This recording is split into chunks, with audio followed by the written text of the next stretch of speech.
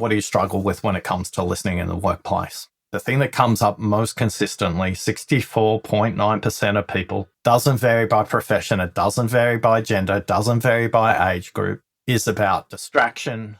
I'm too busy. I've got too many back-to-back meetings. It's all about getting themselves ready for the conversation. If you use a browser to access the internet, you'll have multiple tabs.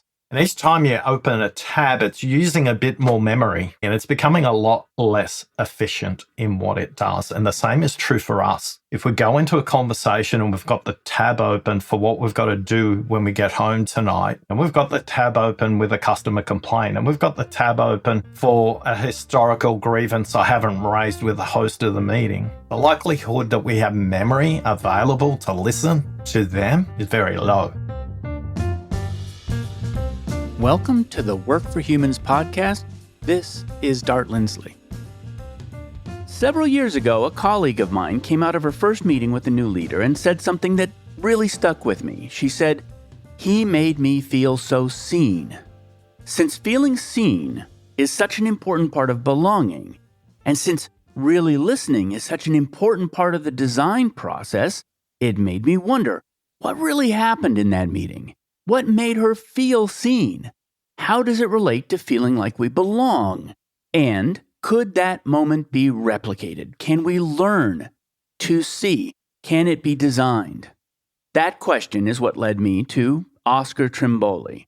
Oscar is the author of How to Listen and the host of the Apple Award-winning podcast Deep Listening: Impact Beyond Words. He's collaborated with organizations worldwide to enhance communication by teaching leaders and teams to listen beyond the words. And what he's found is that most of us only listen to a small fraction of what's really being communicated. We hear the words, but we miss the meaning. We miss the silences and the emotion underneath. In this episode, Oscar and I talk about the 5 levels of listening, how to hear what's unsaid, and what it takes to make somebody feel truly understood at work. We also talk about how we might teach managers to listen to employees as a part of co-designing better work. All right, as always, if you enjoyed this episode, don't forget to subscribe wherever you listen to podcasts. And now, I bring you Oscar Trimboli. Oscar Trimboli, welcome to Work for Humans. G'day, Dart. Really looking forward to listening to your questions today. You've written the book, How to Listen, and the subtitle is Discover the Hidden Key to Better Communication. And I will tell you a story. We got a new vice president when I was working at Google in people operations. His name was Tom Diwali. And one of my colleagues met with him, and she came back and she said, "I felt so seen." And then I went and spoke with the same vice president. I had exactly the same experience, which is the feeling of being seen. And because this is a show about the design of work, I believe that that experience of being seen is a really important part of the design of work. And so we're going to get to that. We're going to listen for that throughout this entire conversation. But a lot of this conversation is going to be about the utility and practice of listening. So let's start there. Why listening? Why did you anchor on that as a topic that needs to be explored separate from everything else? I guess the first thing is I didn't choose it. It chose me. I was sitting in a boardroom in April 2008 in this intergalactic budget setting meeting between Sydney, Seattle, and Singapore. I was a marketing director at Microsoft at the time. In our room, there's 8 people sitting around a boardroom table with analysts on laptops doing spreadsheets. And at the 20-minute mark, my vice president, Tracy, she's sitting across from me in the boardroom table, says, "Oscar, I need to speak to you immediately after this meeting." Now, ironically, I didn't listen to a thing she said from that point on because all I was doing, Dart, was figuring out how many weeks of salary I've got left and who do I need to call, because it sounded like the honey I need to talk moment. The meeting finished early and everyone packed up their stuff, and Tracy said, "Oscar, please make sure you close the door because what I have to say is very important." And as I got towards the table, she says, "You have no idea what you did at the 20-minute mark, do you?" And I thought, wow, I'm getting fired and I don't even know why. I sat down. She said, "Oscar, if you could code how you listen, you could change the world." Yet what I heard was, woohoo, I've still got a job. And ironically, in that moment for leaders, what you say and what they hear could be two completely different things. And the cost of that is projects that run over schedule, poor quality deliverables, projects that run over budget, limited profitability, poor customer referral, employees who leave before you want them to, or if you're in a recruiting process, you struggle to get great talent because the people inside your organization aren't referring you to other great people because the organization isn't listening. So at a macro level, the cost of not listening for organizations that are commercial is profitability in its most basic numeric financial sense. It means employees who turning up to work and not giving their discretionary efforts. I'm curious what that vice president at Google was doing that made you feel seen. I'm curious too. I'm very curious. That's one of the things I want to talk about, which is I don't exactly know. And recently I met Will Guidara, who wrote the book Outrageous Hospitality. He has a superpower, which is the ability to make you feel seen. It happens in conversation, but it happens when he's presenting too, because he knows what you need to hear.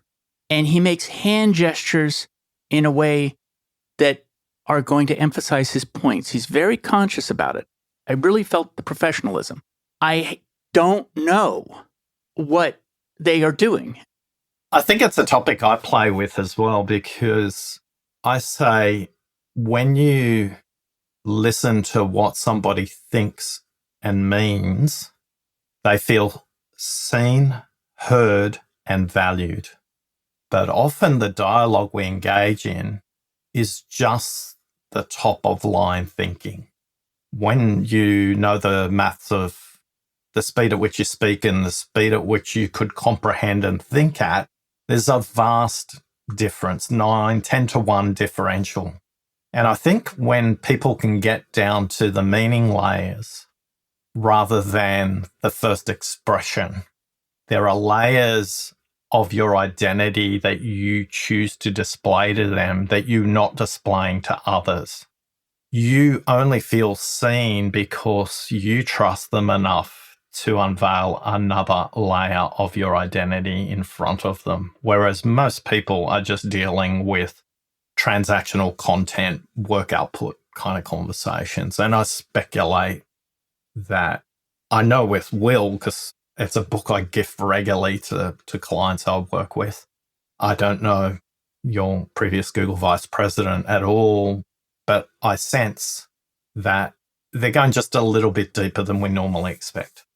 A part of it is, well, so first of all, you passed over some data, and I do want to go back and I want to speak to it because it made a difference to me when I was reading the book, which is that our talking speed is 125 words per minute.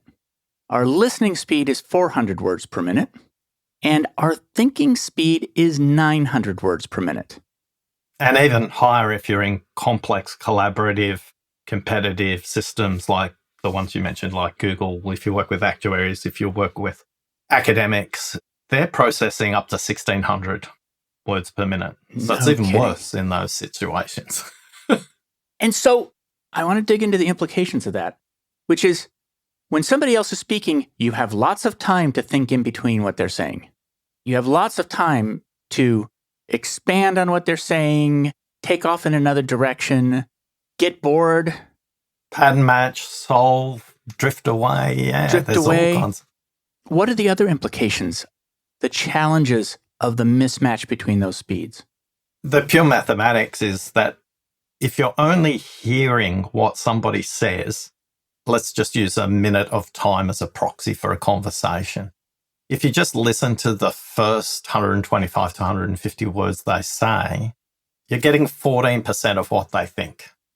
Now, if there are actuaries out there, they'll say, Oscar, no, it's 13.89, right? It's not 14. It depends on your perspective. Said another way, you're not hearing 86% of what they're thinking. Now, you don't want to hear all 86% of what they're thinking, because I had Vegemite on toast for breakfast this morning. It's probably not relevant to the conversation of my thinking. But there's a good chunk of the thinking that's rarely expressed, because as the listener, you're using a bunch of heuristics. In a workplace context, you're pattern matching really quickly. Your first filter is you listen for similarity. Does this match my known experience set? Does it match my mental models? And if you've got some advanced thinking, you also go, how is this different from my experience set?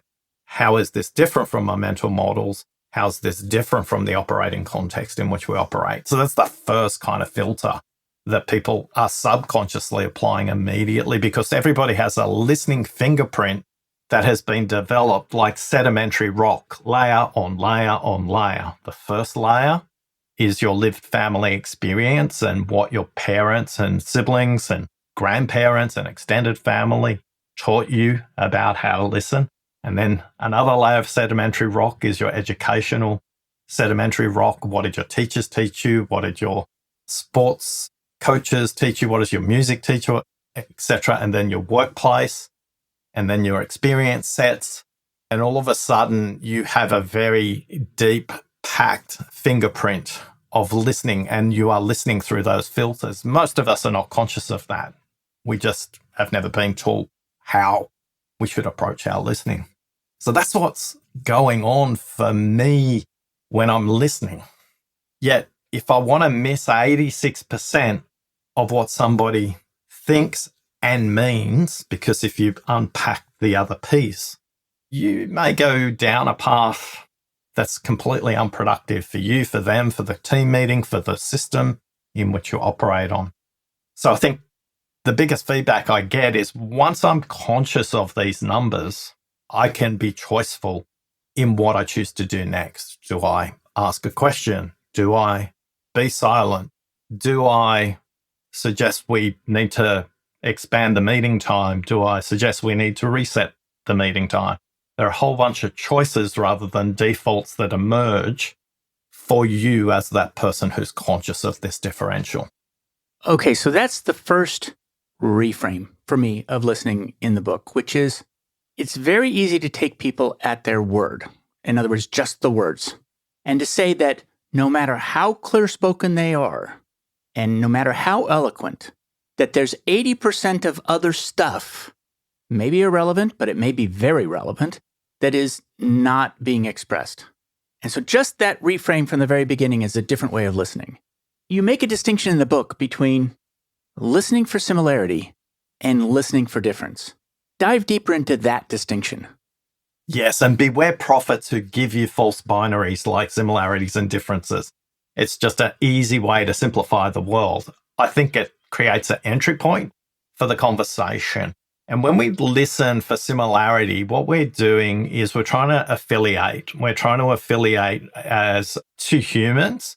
If I can find a connection with this person, I can get a better relationship. I can build trust. I can build psychological safety, and we trust each other to risk more, experiment more. I would say it's not about whether you listen for similarity or whether you listen for difference. Again, do you have a consciousness to realize that at the beginning of a project, at the beginning of a relationship, listening for similarities is productive.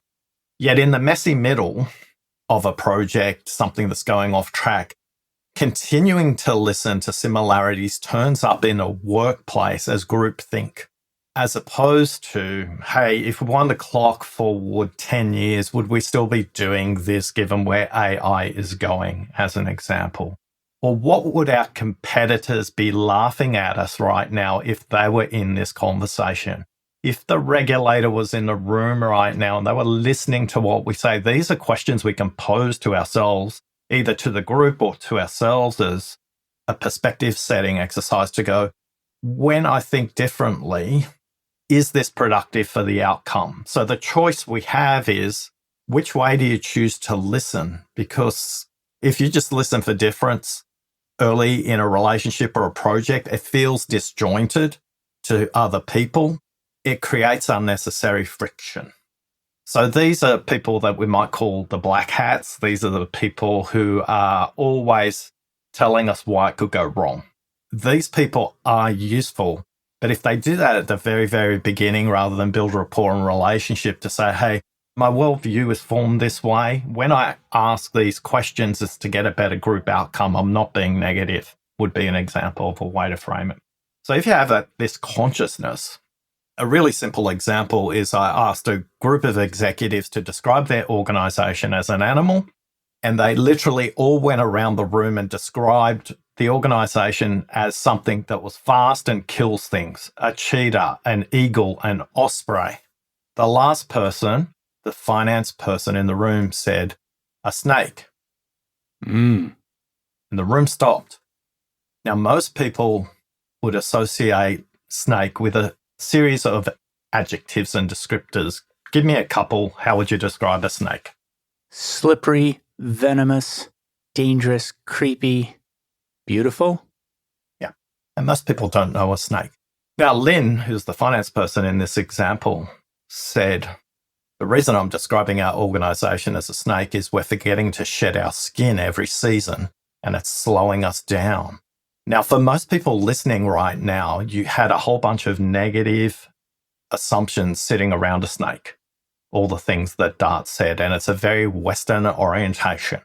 There's 2 dimensions to this, so I'll build the second dimension so it makes sense. Lynn came from a culture that the snake meant something very different.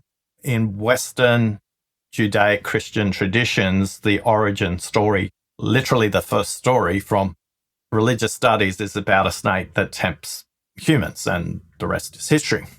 Yet in her traditions, a snake is something very, very different. A snake is about something that anticipates the seasons, as an example. So anticipation is a big part of that. While you were listening for similarities, so you just jumped to those conclusions about the snake.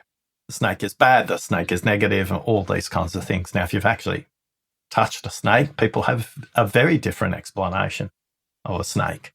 They're quite surprised. This is also a very good example of when you listen for the similar and the different. Now, what happened with that group? That conversation went on for nearly 20 minutes. Like, what have we got to shed our skin about? And she started talking about a whole bunch of practices that the sales teams were doing and the engineering teams were doing, even though she was in finance. Now, there's a bigger backstory to Lynn, but that, I think, displays the difference between similarity and difference and what it can unlock when you're conscious of which way is going to be productive in your listening in that way. I want to dig into the 5 levels of listening. So I'm going to read them out. And then I have a couple of meta questions, and then we can go through them. Level 1 is yourself. Level 2 is content. Level 3, context. Level 4, the unsaid. And level 5, meaning.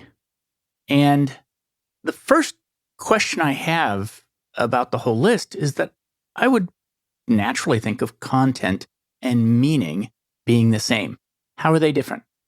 I'll use a really simple example. So the first example is content. Dart, 3 is half of 8. Which it is not. Say more. Well, my first thought is, that's a false statement. My second thought is, well, it's kind of half of 8. How?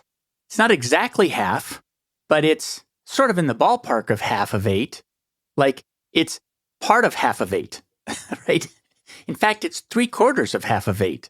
And so I start testing that boundary. And then I think to myself, Oscar is asking me this question as an example, and I have to meta think it. Yeah. And most people, like I literally was in a workshop yesterday, 180 people, 3 is half of 8. The most numerate people in the room all said, you're wrong. And I said, tell me more. And you can see little sparks in the room where people understand what I meant rather than what I said. So what I said is 3 is half of 8. Now, Dart, what I want you to do is take your finger and draw the figure 8 for me for a moment in the air. Got it. Yes, it Right. is. Explain to me how 3 is half of 8. If you take the numeral 8 and you split it down the middle, 1/2 of it is the numeral 3. So I was meaning geometrically and you interpreted mathematically. So what I meant and what I said were two completely different things. Now, we have many 3 is half of 8 moments at work, right? Where somebody will say something and I'll either be polite and just go, oh, I won't say it out loud. I'll just say, he's wrong. I'm going to wait for their space in the conversation to correct him. Or I might be conflict avoider and I might never correct him. Yet in my head, I would say, well, Dart doesn't understand me. Dart doesn't understand what I mean. I haven't felt seen in this conversation. Now, Dart, let's keep the game going for a moment. Dart, if I said to you 0 is half of 8 and you played along. I could say, yes, geometrically it is. Yeah. So you basically turn 8 on its side, put a line down the middle. You've got 2 zeros. You've got 2 sets of 3s. You've got 2 sets of 4s. And most workplaces that are complex, collaborative, competitive, there is more than one solution to the same problem. Yet, if we just listen through our training, and the scientific method, by the way, teaches us to notice similarity and occasionally difference if you've been trained in that method. Imagine you could listen where there's 3 possibilities or a combination of the 3 possibilities rather than simply saying, no, you're wrong. 4 is half of 8 on Earth, on the moon, and on Mars, and I don't care what you say next. That's the difference between content and meaning. And I think a very simple way to simplify all of this start is level 1 and level 2, we're listening to ourselves and we're listening to the content.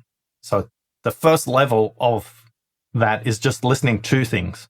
Level 3, 4, and 5, we're listening for things. We're listening for context, we're listening for unsaid, and we're listening for meaning. Those two orientations are very different. Listening to things is about active listening, listening to what's said. And then listening for things is how it is said, what they really think, and what they really mean. So there's 5 levels that you describe, and almost a third of the book is dedicated to the first one, which is yourself. Why? In our listening research database, we're up to about, I think it's 35,000 now, 34,000 people that we've captured in workplace listening to understand how they listen. And one of the analytical tools we run over that is a question, what do you struggle with when it comes to listening in the workplace? And as we parse the data, the thing that comes up most consistently, 64.9% of people, 2/3 of the data set, doesn't vary by profession, it doesn't vary by gender, it doesn't vary by age group, is about distraction, state management. I'm too busy. I've got too many back-to-back meetings. It's all about getting themselves ready for the conversation. And if you use a browser to access the internet, you'll have multiple tabs. And each time you open a tab, it's using a bit more memory and a bit more memory, and it's becoming a lot less efficient in what it does. And the same is true for us. If we go into a conversation and we've got the tab open for what we've got to do when we get home tonight, and we've got the tab open for what we've got to do in our next meeting, and we've got the tab open with a customer complaint, and we've got the tab open for a historical grievance I haven't raised with the host of the meeting, the likelihood that we have memory available to listen to them is very low. When we work with organizations, we say to them, until the leaders are role modeling state management so that they are present to the conversation as that vice president from Google. Was his name Tom? Tom, yeah. I suspect Tom was very present in the room. which should be impossible given the storm of information that a new vice president is facing in their first month at a company with 180,000 people. I mean, that is, wow, that's really hard. And I agree, that was a part of the experience. And I'm going to add another thing. It was one of your quotes, which is listening is the willingness to have your mind changed. And so the first step was being able to close all the tabs. What a skill. And then the second thing is showing that you heard enough that you have changed. And I think that was a part of it too. Visibly acquiring what was communicated. On Work for Humans, we've been exploring the principles of multi-sided management, which is the belief that work is a product that every company designs, builds, and delivers to employees. Along the way, people started asking how they could put these ideas into practice. So I founded the work design firm 11fold to help your company create the kind of work that makes teams feel alive and engaged instead of dead and dull. So you can reduce turnover and build commitment. We're doing something revolutionary here. Learn more at 11fold.com. That's 11fold.com. And it's not requiring enormous verbosity. It doesn't require a big story to connect it. It could be something as simple as they notice one particular word, and that word may be a key phrase. That word is usually in the vicinity of adjectives in how we describe something. The complex project, the bottlenecked project, the political project. These are all describing exactly the same thing. And in that moment, if Tom would have said, oh, bottleneck. So they're cueing to you. They've heard your word. They're not layering anything on it. They're just playing it back to you because it's a key phrase, and it makes an invitation for you to expand at that point. Because bottleneck of itself means many different things. We've just done the 3 is half of 8 exercise, so bottleneck could mean something completely different. But in that moment, Dart, if you expanded on bottleneck, all of a sudden it's like, oh, okay, he's interested and he wants to go further. Will Guidara tells a beautiful story of some visiting guests to his restaurant where it started snowing and the kids were there with the parents and they'd never seen snow in their life.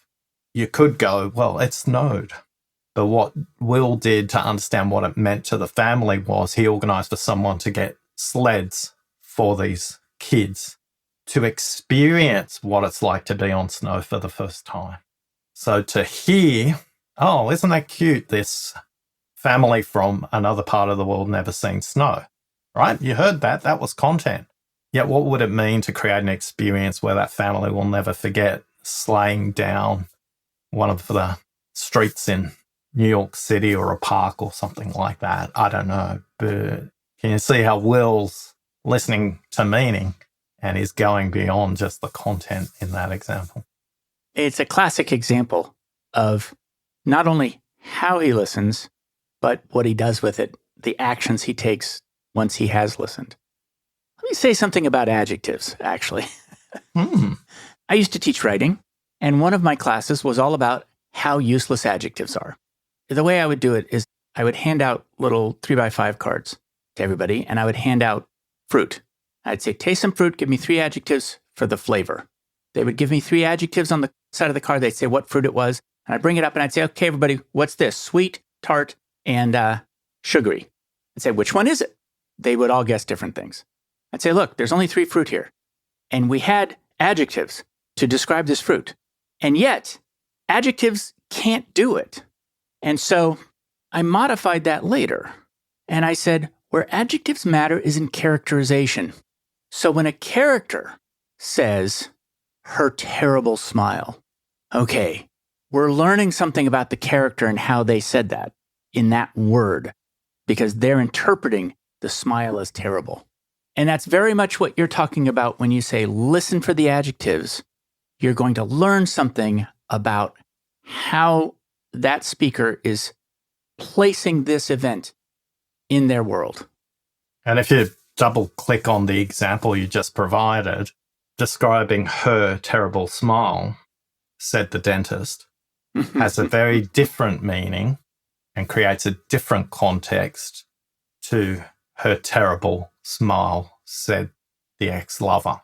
We interpret and infer and create meaning in very different ways just by the addition of a label for those characters who are labeling the smile. And we don't spend enough time to go, there are a series of connective tissue in this very organic, simultaneous equation called communication. Speaker and listener swap roles simultaneously while they're in dialogue. And the hardest position as a listener is actually the speaker. So there's a simultaneous equation happening inside of us and between us. And unless we're conscious of how do we start to connect the dots into the terrible smile, the likelihood we can move up in inference to uncertain meaning is low. I think it's an incredibly important point. This quote about context, the speaker creates their meaning when they link the past and the future. The idea that the meaning of what somebody is saying is created by the story that they are in. And listening for that story will take you beyond the content and toward meaning. If we stopped in the story with Lynn and the snake at Lynn just said snake, the story doesn't really have any point of reference. The snake shedding its skin, more points of reference. And the expression of that meaning moved the group who was in a group think about something that moves fast and kills things only happened because Lynn was able to express fully the story and what it meant to her. It's not enough to say snake. We need to know snake's shedding its skin. The challenge for most listeners is they try and infer meaning onto the speaker and say, oh, so what you mean is, and in a lot of cases, you have no idea what I mean. They won't say it out aloud, but there's a bit of a friction starting to create. How dare you judge my situation when you're not walking in my shoes? As opposed to, so what does that mean for you in the context of this project? Oh, well, it means our systems are slow, fossilized, and need to get an upgrade. So the caution for you when you're part of a conversation is be careful to infer feelings and be careful to infer meanings because they speak directly to a story that somebody's attached to their identity. And when you're dealing with identity, which is connected to meaning, you're touching something quite foundational in that person. And if you nail it, it unlocks seen, heard, and valued. And if you don't, you shut it down and the person quickly disconnects from the conversation, either overtly and explicitly or covertly and secretively. There's something that's been weaving through these stories, and it's metaphor. And I'm very influenced by George Lakoff and his work around how we use metaphor to think. That metaphor is just not how we talk, it's how we interpret the world. And so listening for the metaphors that are baked into our language, the snake story is a metaphor, but it's a metaphor that carries meaning from Lynn's childhood that we might not understand. And so we interpret it as the wrong metaphor. In fact, your question was, use a metaphor to describe who we are. And metaphors are incredible communicating tools because they carry so much meaning with them. So I've always thought, because of George Lakoff, that it's possible to do a close reading of a corporation or any society and listen for the metaphors that they're using and understand something about how they see the world. It's not exactly the story they're in, but it is something about the structure of how they see the world. Not a question. I mean, a part of the reason you asked that question, I imagine, is the story they were in was attacking, which is they all, and I have to wonder if the first person said it one way, I have to wonder if they weren't posing for each other to some extent. We're aggressive. We're like a cheetah. And it's like, no. Metaphors have power because they place a known construct of an abstract sense that we haven't verbalized yet. And it allows shared meaning making to take place. If the metaphor is a garden, we all know what a garden is. But some people's idea of a garden may be a Japanese garden. It's very orderly. Some people's idea of a garden may be a fruit garden. Some may have an idea of an organic garden. But we all know what a garden is. And we can all place ourselves in the garden. We can all take parts. We can all build parts because the metaphor is relatively known to us. The same with food. The same with music. There are some universals that metaphors liberate. And it allows us to language into abstract concepts to create shared meaning. And this is the reason they're so powerful at unlocking.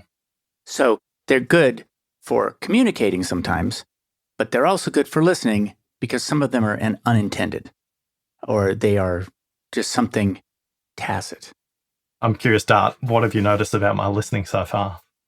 Listening is quite quiet. I think I might say that you feel quite calm and centered as a presence when I am speaking. And you do ask questions more than the average guest about the process or about my audience. And this was before. So for instance, yesterday or the day before when I was prepping this and I shared it with you, you were asking questions about what could be most useful? What is the thing that people most would want to hear? Who is your audience?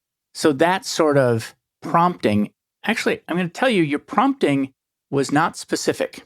It was not, what does your audience want to hear at that time? It was, how can I be most helpful? Very broad. No assumption about how I might frame the response. Was that deliberate, or were you on a phone with just not very many characters? Yeah, a lot of my clients, if they associate one word with me, is intentional. And my language choice is always intentional. And in your context, intentionally broad. I absolutely don't want to make assumptions. I've made a bunch of episode listening while I was mowing the lawns over the last couple of weekends. Yet we talk about listening happens before, during, and after a conversation. And I would speculate that because we did the work to engage in an asynchronous way prior to this discussion, the shape of the questions and your intention for this discussion is very different, as opposed to, I never read the document, you never created it, and we met. Rapport was built up between you and I without us being in the same place at the same time. We may have been contextually in the same document.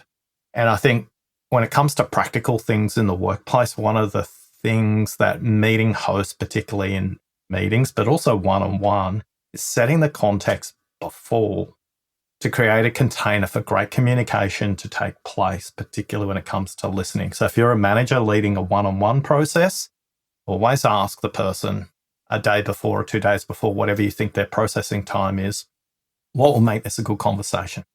Some people will reply, some people won't.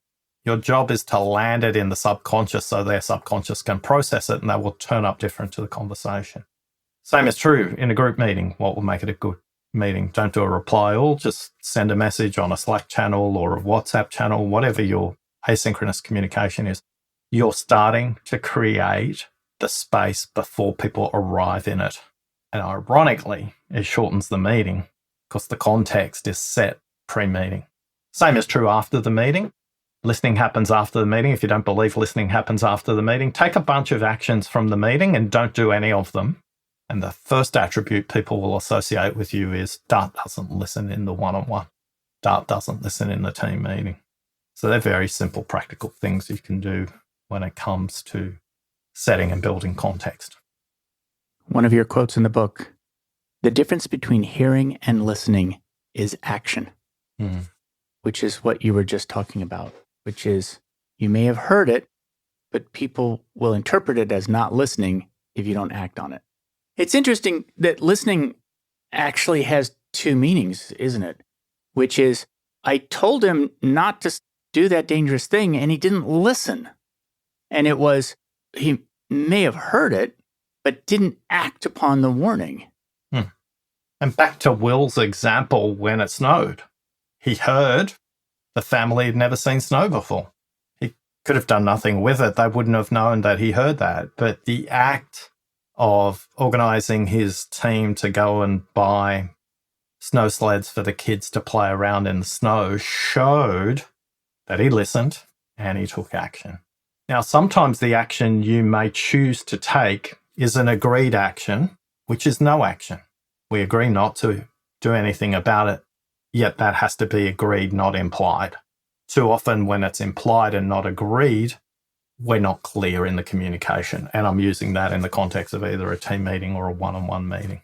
Okay, team, we've gone around and it seems we've all agreed that the best course of action is to do nothing. Are we in agreement? As opposed to not even discussing it and this vagueness, because it gives everybody the opportunity to just check in and go, I didn't actually agree not to action. I agreed that we would revisit in a week's time, but I didn't agree not to act. Okay. Well, so we'll revisit this next week. Are we all in agreement? Yes. Okay. But there's an action in that moment, not an assumption. It's explicit, not implicit.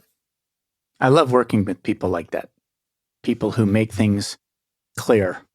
It's hard work, but it's very valuable. You've interviewed and studied a lot of people through your podcast, Deep Listening, and also through research. And I want to just name a few of them because there's a lot of content. You'd have to spend a long time getting through all the content. But how to listen like a world memory champion, how to listen like a high court judge, how to listen when you debate at work, how to listen like a British foreign secretary, how to listen like a spy, how to listen like Andre Agassi, so I'm going to say a tennis player, how to listen like a mediator, how to listen like an anthropologist, and how to listen like a market researcher. And that's just a few. And I'd love to know a lot of things about this. One is what you learned that you didn't expect. Two is, how are they the same? But maybe more so, because I think a lot of the book is how they're the same. But how are they different? Are they solving different problems with listening? One of the things I was looking for in the deeper research was what's the DNA of these people, where an air traffic controller is listening very differently to a high court judge. The time constraints are very different. The consequences are very similar. A judge can choose to give someone liberty or incarceration. An air traffic controller can create a safe airspace or not. What they all have in common is curiosity, openness, and flexibility. All of them flex in their listening style. All of them are open to the possibilities, and all of them are extraordinarily curious about what they haven't explored in the conversation. What does that mean, flexibility in listening? Flex is process and how they listen versus what they're listening to. So a simple example, and I'll contrast the world memory champion, Dr. Boris Conrad, with the High Court Judge, Justice Kirby. When they are using note-taking, which is part of their process, Dr. Boris Conrad in the World Memory Olympics, you can't take notes. They lay out 50 cards after they've been shuffled, and you have to recite them in order. And you get points for speed, and you get points for accuracy. Consequences? Well, to the world memory champion, I guess the consequences are whether I get the gold medal or not. But in the big scheme of things, consequences are pretty low. What Dr. Conrad would talk about is how he uses visualization techniques to place cards in a known environment like his home. So when he goes in the front door, the first card is there, and he walks through his house and he's placed all the cards there. A pretty simple technique. He would also say if you are taking notes in a meeting, do not be the court stenographer. Do not take verbatim notes. Abstract the themes, the actions, and the direction of the conversation graphically, and your recall will be higher.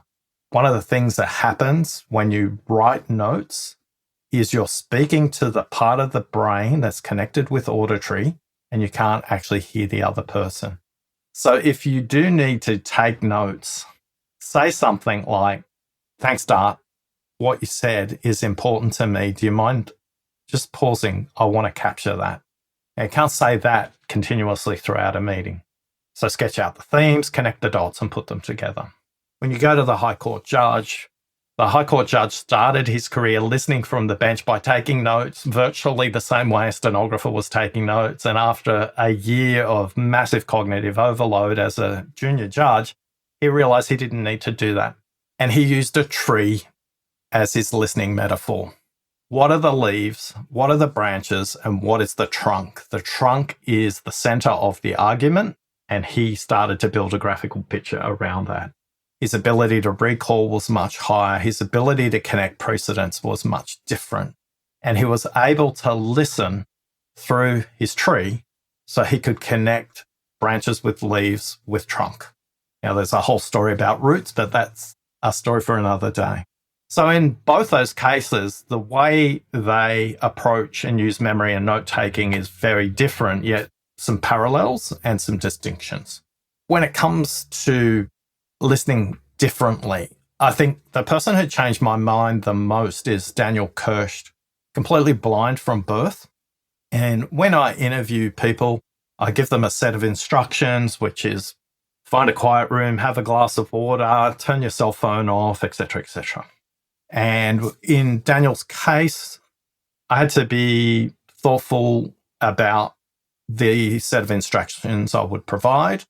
And I was introduced to Daniel by somebody else I interviewed who literally was at a dinner party sitting next to him. So I just checked with James Nestor, who talks about the role of breath and listening. In an interview I did with him, he's a free diver, and he thinks about listening as a complete body experience versus the very cerebral judge that we just talked about. Back to Daniel. James just said, just send him the normal stuff, he'll be fine. And we did. And turn up to the interview, Daniel's got his phone on a selfie stick, and he says, "Hi, Oscar, I want to introduce you to my cat," and shows me his cat.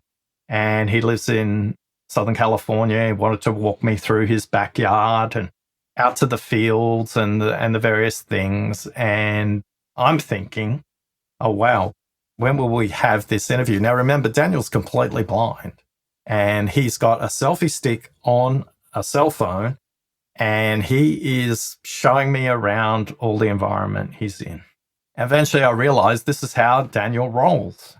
Daniel is a mountain biker. He's completely blind, and Daniel is a teacher of other people who are blind and how to do mountain bikes. And we conducted the interview in a way that was helpful for him, and it changed my mind because at the end of the interview, I said to him, "Hey, Daniel, I'm curious what you noticed about my listening." The richness, the specificity, the precision of the way Daniel talked about the way I used language showed me that he was present to the entire conversation. And I had a preconception that somebody using a selfie stick walking around was distracted. Couldn't be further from the truth.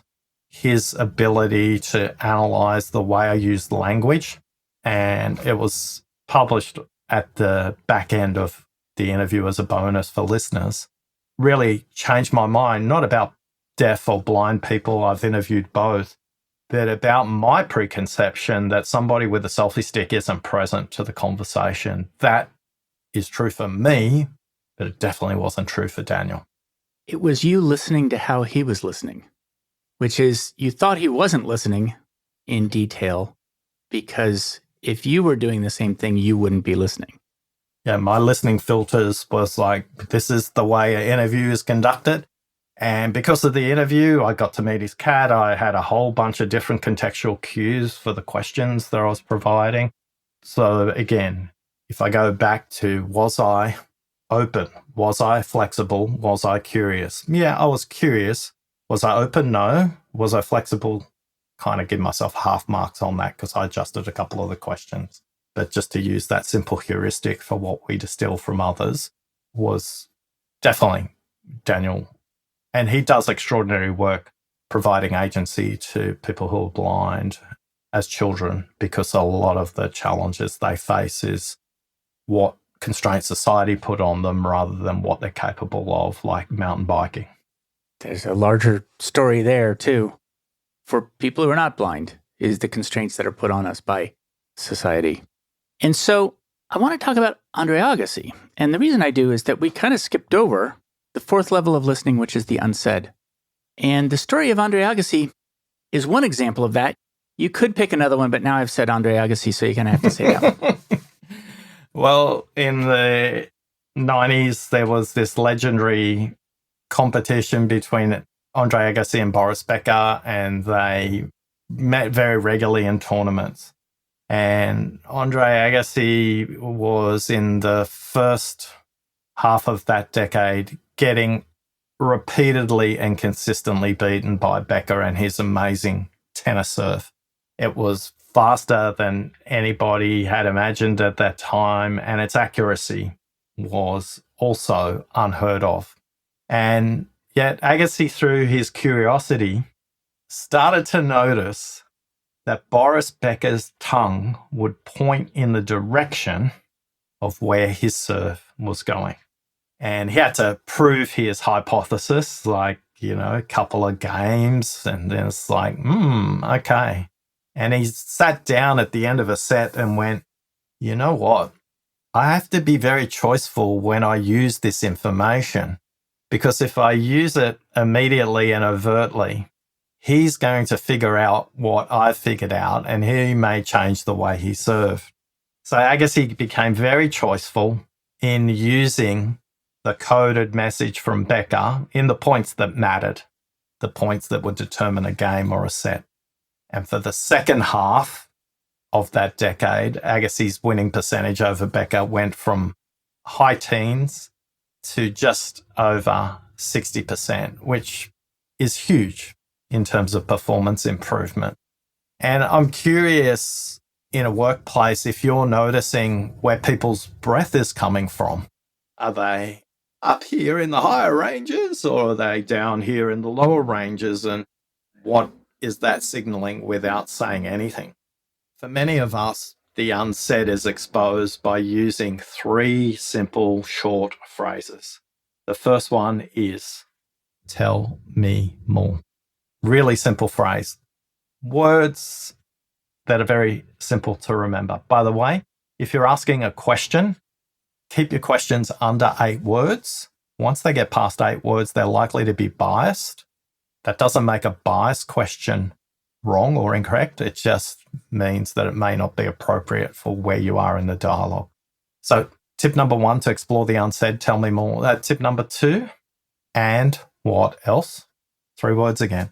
Yet the most powerful way to unlock the unsaid is to do the following. It's the shortest of all, and done well, it's liberating, and done poorly, it's intimidating. So here it is. Silent and listen share the same letters. And if you want to explore the other 86% of what somebody thinks and means, quite often just pausing and allowing them the space to explore their idea to what it means for them, you'll unlock the hidden key to better communication. How's this going for you? I love the role modeling back. Thank you. You honor my work by doing that. I'm curious how often you do that with other guests. Never. Great. So the point I would make is that if we role model great listening, people will duplicate it consciously or unconsciously, and what you've just done there. So that's the meta point about why that question matters. I love this discussion because you've deeply thought about it before we've got to it. You're thinking through a construct that's relevant to the audience versus you, and you're curious what we haven't explored that's going to be helpful for the balance and you're also open to adjustment. A lot of hosts, when I say, are you okay if I ask you questions? They go, yeah. And then when I do, they freak out and just stick to the script. And you didn't. So thank you. One of the blessings of not really having a script. But thank you. I appreciate that. What was most helpful in that piece of feedback for you? This could go on forever. I'm going to say many of the things you mentioned, I know I do. I prepare and I listen for the trunk of the tree in my preparation. And ultimately, that's the gist of the conversation that I want to circle around. And so there is a part of listening to somebody's work. And in fact, it's something that somebody who came on the show mentioned, Alex Komorowski. I said, help me define this word. He said, words don't matter, essentially. We get wrapped up in what the word is defined as. Let's not do that. Let's live at Steven Pinker might call it mentalese. It's the language of your mind, or the gist of what we're talking about, as opposed to the surface of the dictionary. So I listened for similarity, I have to say. I was listening for things that agreed with me. And I didn't hear any that didn't, which if I dug, I might actually find that they're different than I thought. I have a few questions at the end I always ask. I'm happy to clarify the questions. If they're too weird, I ask everybody at the end of the show, what do you hire your job to do for you? And I don't mean job, I mean work, if you don't have a job. But what do you hire your work to do for you? You to do something for it? What do you hire it to do for you? I hire my work to provide flexibility, intellectually, to provide flexibility in my schedule, to provide flexibility in the projects that I choose to undertake, and more importantly, those I choose not to. And flexibility means something very different to me at this stage of my life, where one of my roles is a carer for my father compared to what it might have meant if I was in paid employment. The interesting thing about the word flexibility or autonomy, when people talk about work, is I realize to some extent what it is it clears the way to get the thing from your work that you want. So what I listened to when you said that was you anchored on flexibility, but then you said, so that I can do these other things. And those things change over time. And right now it's taking care of my father. And I want to pursue ideas that interest me. And I want to research topics that interest me. So I hear that it's all true. In other words, flexibility is a big part of what you hire your job to do for you. I hear so that. That's important. Do you like to listen? I struggle to listen in contexts that I'm perceived at a power differential in, where people make assumptions of me, whether that's in a social context or a workplace context.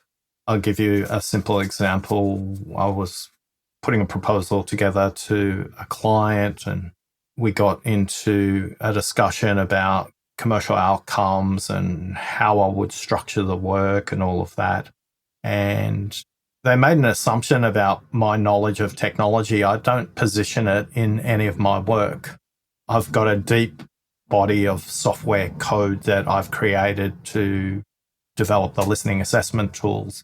I used to work at Microsoft, and yet this person made a series of assumptions about my ability around technology that frustrated me beyond belief, and it made it really hard for me to listen to them.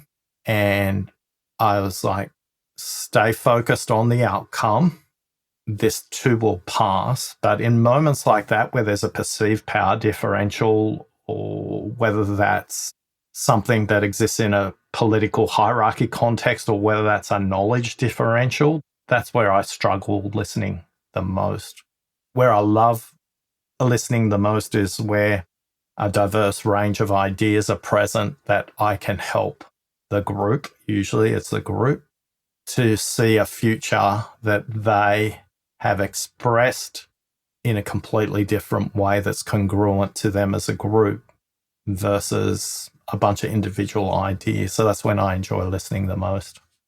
I see why your very first story about your manager taking you aside was about you in a group, which is that you were clarifying. You didn't tell this part of the story, but you had clarified probably for the group of people something where they were at odds and you were able to see the commonality or bring them together around that.